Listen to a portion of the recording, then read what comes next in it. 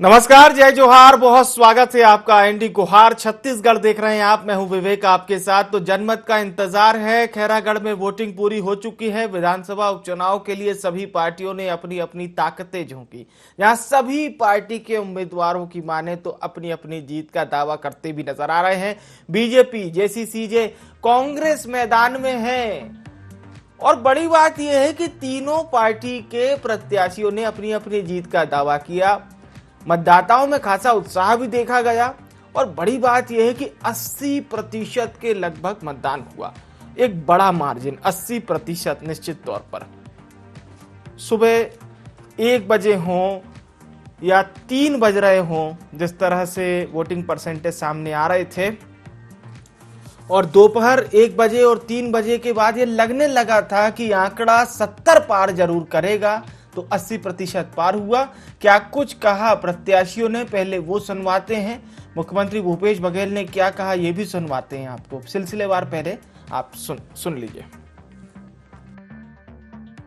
मतदान केंद्र में गया था व्यवस्था देखने के लिए, और वहां पे जाने पर पीछे पीछे मेरे साथ में कोई पुलिस कर्मी कहें या जो भी हो, फोर्सक हो, उसने अंदर जाकर मुझे बोला कि आप क्यों आए हैं। ऐसा करके उसने हाथ को पकड़ने का प्रयास किया और छूने का प्रयास किया। तो मैं बोला कि मैं प्रत्याशी हूँ।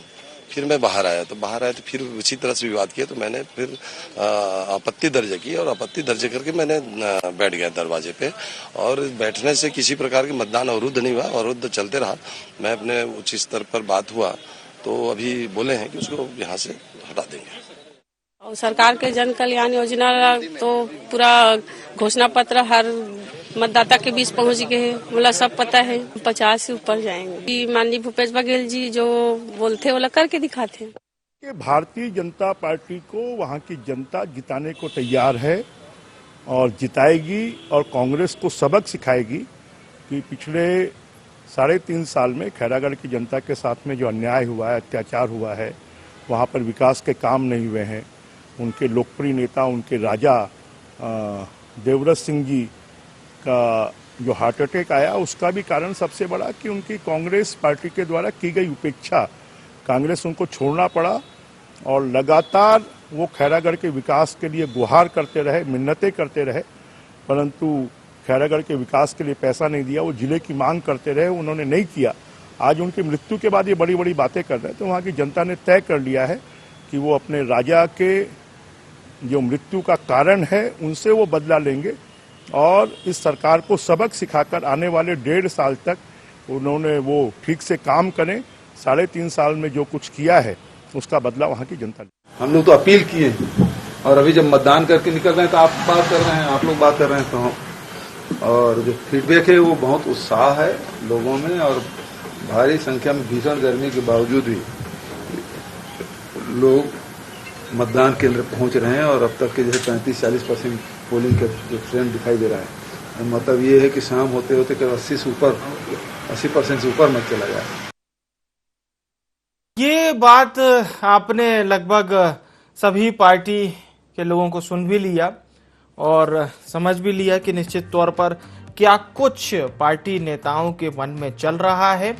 कांग्रेस की बॉडी लैंग्वेज क्या कुछ कह रही है। मुख्यमंत्री भूपेश बघेल के नाम पर पूरी कांग्रेस एकजुट है, और कांग्रेस लगभग 16 अप्रैल वो दिन होगा जब नतीजे आएंगे।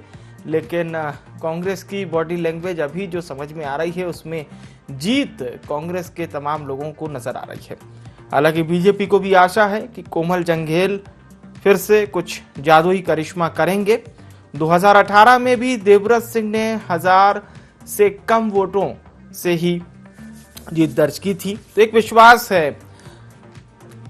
विश्वास है बीजेपी को, और दूसरी ओर विश्वास है कांग्रेस को भी। मुख्यमंत्री भूपेश बघेल का चेहरा जो है।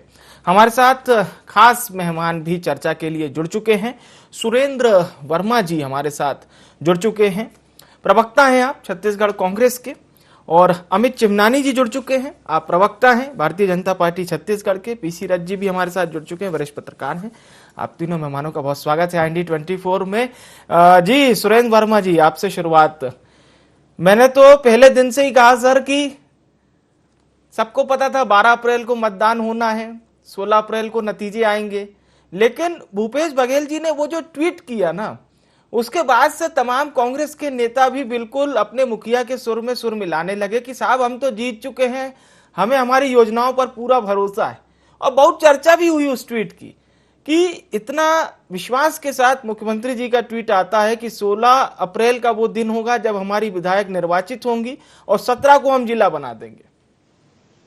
विवेक जी, निश्चित रूप से छत्तीसगढ़ में की जनता की अपेक्षाओं में जिस प्रकार से भूपेश बघेल सरकार खरी उतरी है उसका प्रमाण है। पिछले 3 साल में जितने भी प्रदेश स्तर के चुनाव हुए, चाहे वो 3 विधानसभा के उपचुनाव हो, दंतेवाड़ा में 11,000 से अधिक की लीड मिली, चित्रकूट में 17,000 से अधिक की लीड मिली, और मरवाही जहां भारतीय जनता पार्टी और जेसीसीजे मिलके लड़े वहां पर 36,000 से ज्यादा की लीड मिली।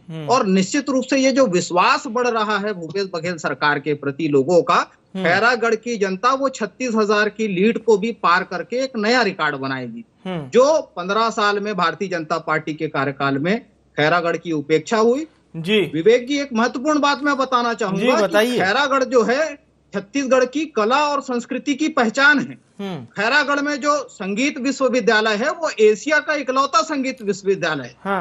पिछले 20 साल में जब से छत्तीसगढ़ बना है, पहली बार स्थानीय प्रतिभा, स्थानीय लोक कलाकार ममता चंद्राकर को 2 साल पहले भूपेश बघेल सरकार ने कुलपति बनाया। छत्तीसगढ़ की प्रथा, परंपरा और चिन्हारी को जो मान सम्मान मिला है, उसके साथ साथ जो 53% आबादी खैरागढ़ की ओबीसी है, पहली बार खैरागढ़ में ओबीसी वर्ग के महिला को प्रत्याशी के रूप में कांग्रेस ने उतारा है।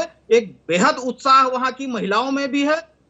जो ओबीसी के बाद दूसरा बड़ा वर्ग वहां पर है जी, अनुसूचित जनजाति का, जो साल्हेवारा का जंगली बेल्ट है, वहां पर बड़ी संख्या में आदिवासी भाई रहते हैं। भारतीय जनता पार्टी में जो सिरफुटव्वल मछली है, आपने भी देखा होगा, कल तमाम मीडिया में चले बृजमोहन और मूड़त जी के विवाद।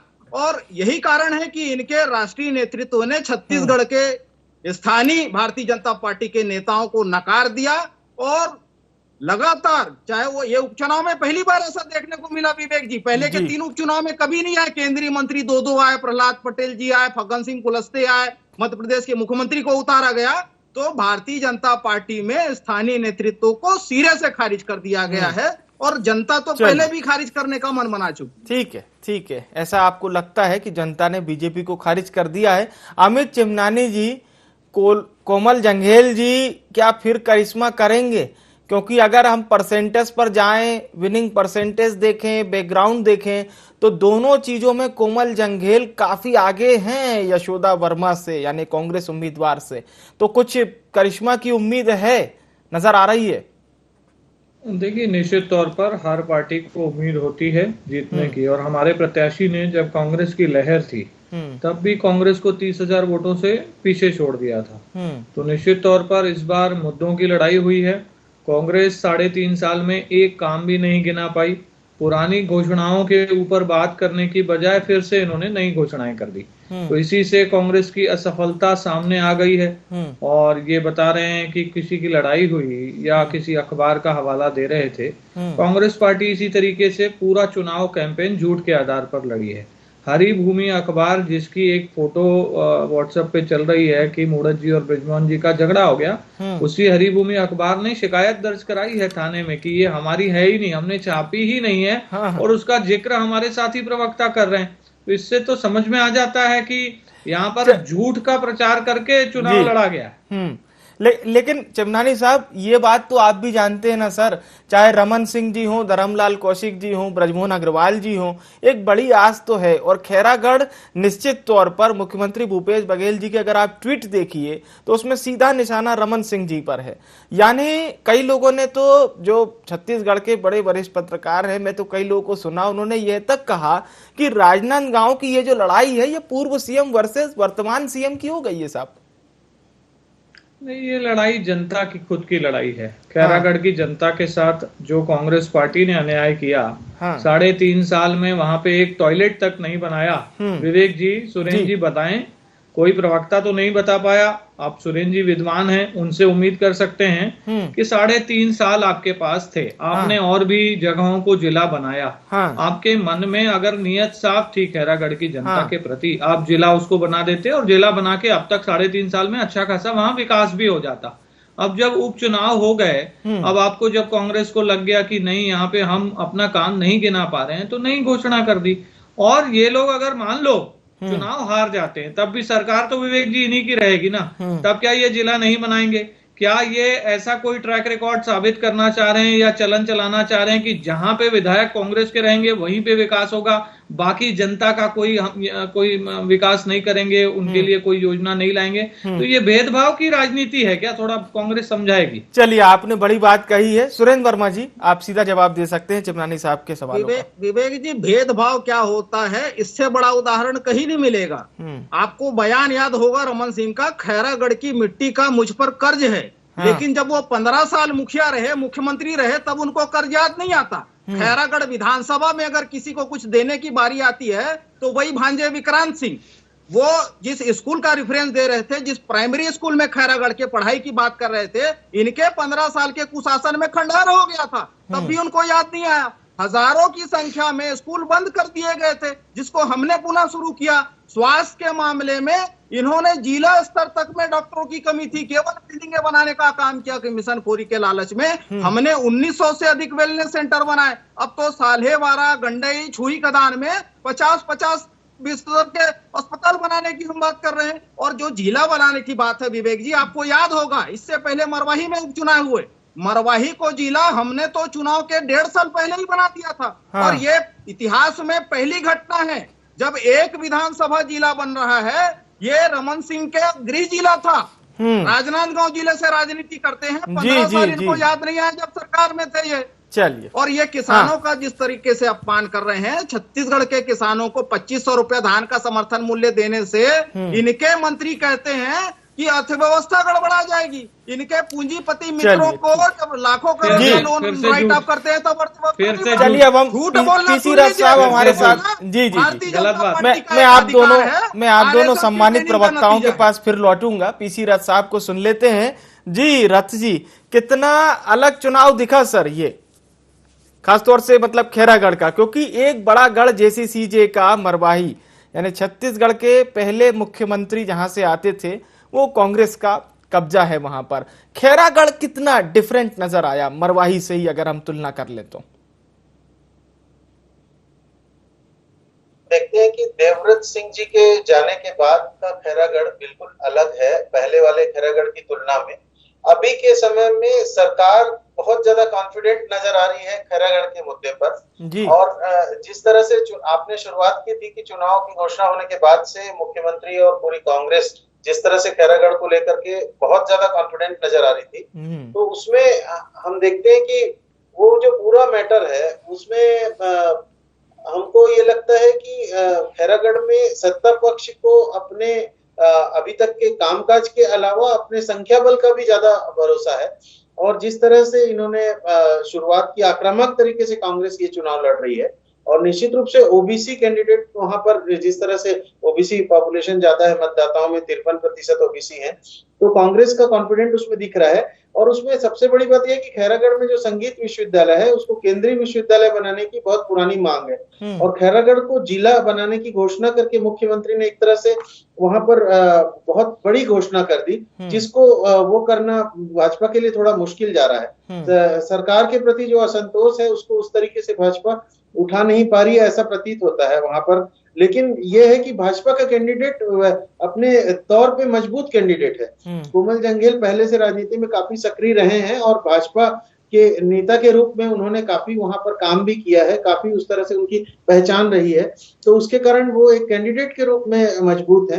लेकिन पार्टी के रूप में कांग्रेस ज्यादा मजबूती से प्रदर्शन कर रही है, ऐसा दिख रहा है। और वहां पर मतदान ज्यादा उत्साहपूर्वक हुआ है। मुझे लगता है फाइनल फिगर 85% तक के जाएगा शायद, तो इसलिए ऐसा लगता है कि इस ज्यादा मतदान का भी फायदा कांग्रेस को हो सकता है जी। तो एक बात और बताइए पीसी रथ साहब कि यदि ठीक है 2023 से पहले मान लीजिए एक चुनाव कोई भी पार्टी जीतती हारती है, क्या वाकई में इस तरह की चीजों से एक विधानसभा क्षेत्रों से बाकी सभी विधानसभा क्षेत्रों के जो मतदाता हैं इनके दिमाग पर कोई असर पड़ता है क्या, कि चलिए वहां पर बीजेपी जीत गई तो अब हमें भी बीजेपी का साथ देना चाहिए, वहां पर कांग्रेस जीत गई, मुख्यमंत्री भूपेश बघेल जी की लहर है साहब, तो चलिए हमें भी कांग्रेस दे, मतलब कुछ लोग इस तरह से भी डिफाइन कर रहे हैं। तो ये जवाब जरूर मैं चाहूंगा।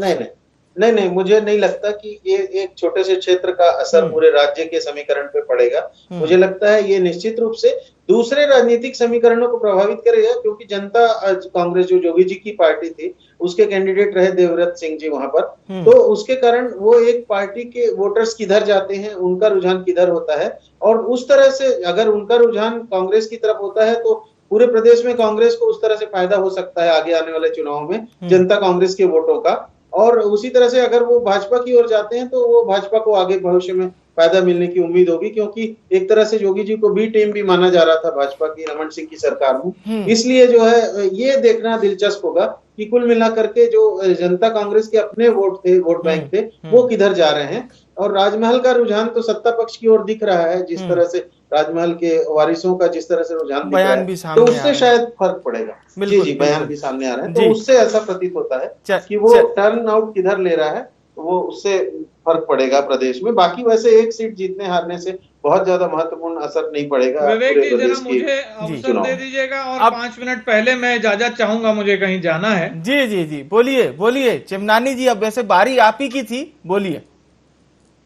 नहीं, अब ये है कि 16 तारीख को ये तय हो जाना है कि कांग्रेस सरकार ने जो काम किया है जनता उसे कैसा आंकती है, और इनका जो जिस हिसाब से विज्ञापन चलता है अखबारों में, होर्डिंग में, लगता है कि राम राज्य आ गया छत्तीसगढ़ में, और पूरे विश्व में अगर कोई स्टेट गवर्नमेंट अच्छी है तो यही है। और यहाँ पर रोजगार भी सबको मिल गया और सब खुशहाल हैं, कोरोना का भी यहाँ प्रभाव नहीं पड़ा, अर्थव्यवस्था भी बढ़िया है, सब अच्छा है। तो उस हिसाब से भाजपा के कैंडिडेट को और योगी जी के कैंडिडेट को वोट ही नहीं मिलना चाहिए। तो हम देखते हैं कि भाजपा और जोगी जी के कैंडिडेट यानी कि कांग्रेस के खिलाफ कितने लोग वोट देते हैं, और उसी से पता चलेगा कि कांग्रेस ने क्या काम किया है। ठीक है, ये तो बहुत अच्छी बात हो गई। सुरेंद्र वर्मा जी भी हल्का हल्का मुस्कुरा रहे हैं, पर सुरेंद्र वर्मा जी एक अहम बात, मैं इजाजत लूं विवेक जी? अच्छा, आप अभी जाना चाह रहे हैं क्या?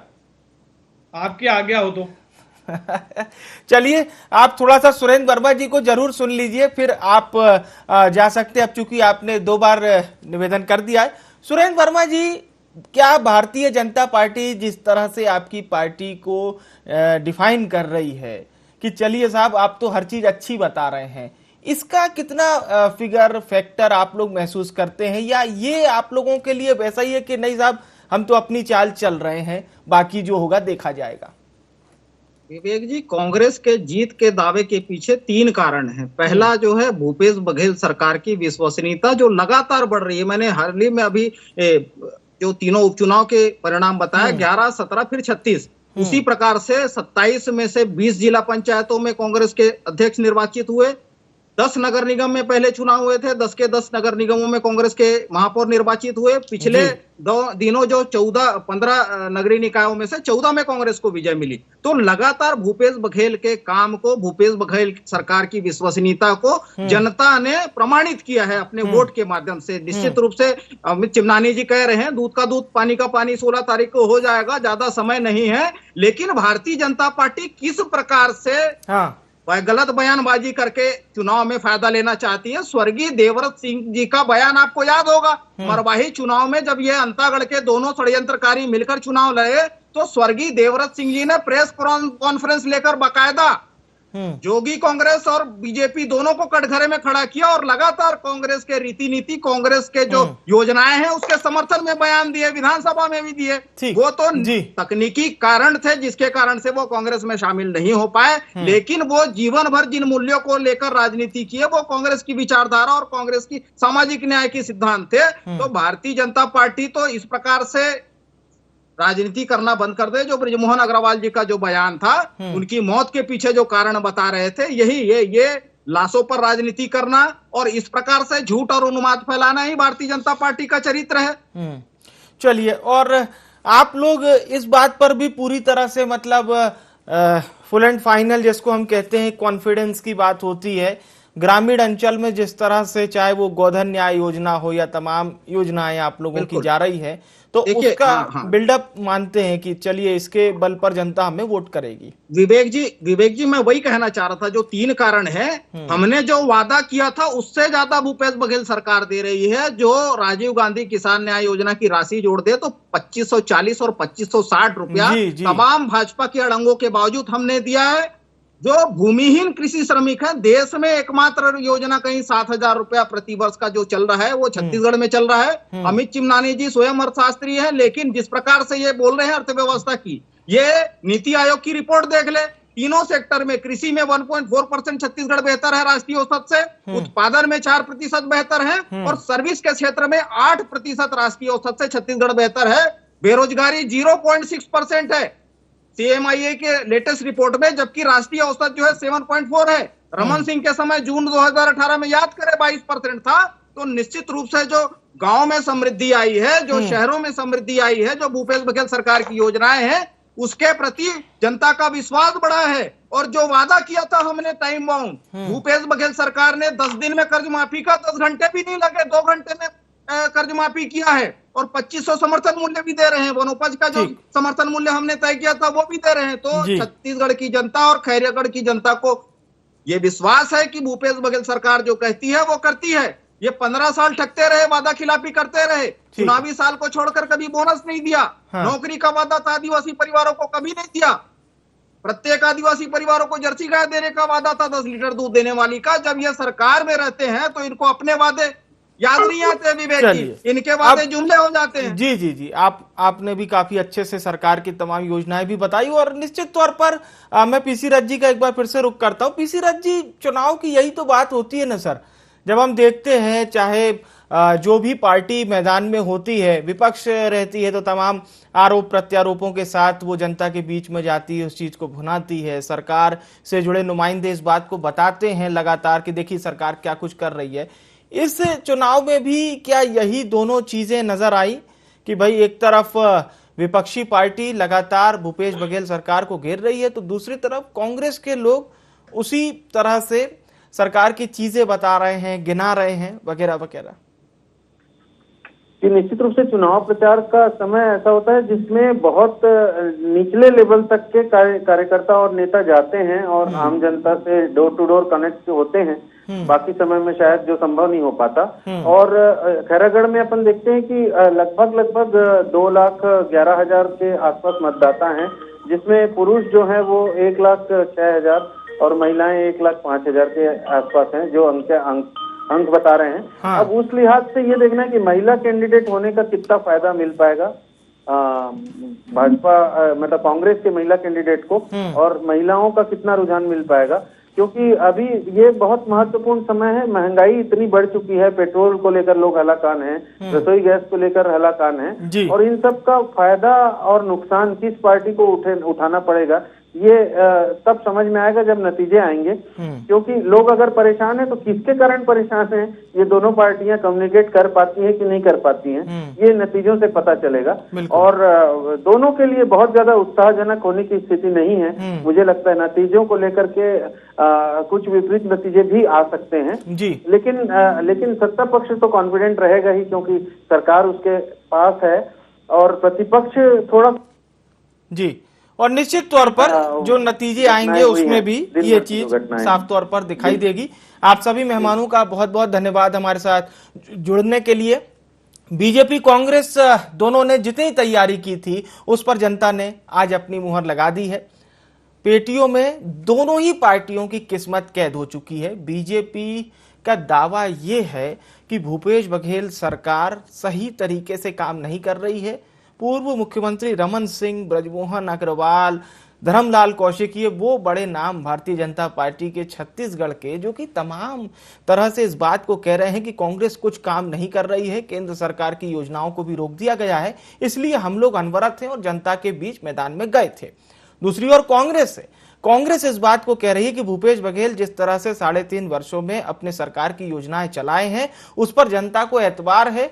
गांव में गरीब किसान भी कांग्रेस को वोट कर रहा है, लेकिन 16 अप्रैल वो तारीख होगी जब आज के मतदान किसके लिए कितने प्रतिशत के तौर पर गए वो क्लियर हो जाएंगे। और कुछ लोग जो इसे कह रहे हैं कि 2023 से पहले ये सेमीफाइनल है, तो वो भी क्लियर हो जाएगा कि सेमीफाइनल जो उनके द्वारा कहा जा रहा है उसमें किसको जीत मिलती है। IND गुहार में इतना ही। मुझे यानी विवेक को दीजिए इजाजत। नमस्कार।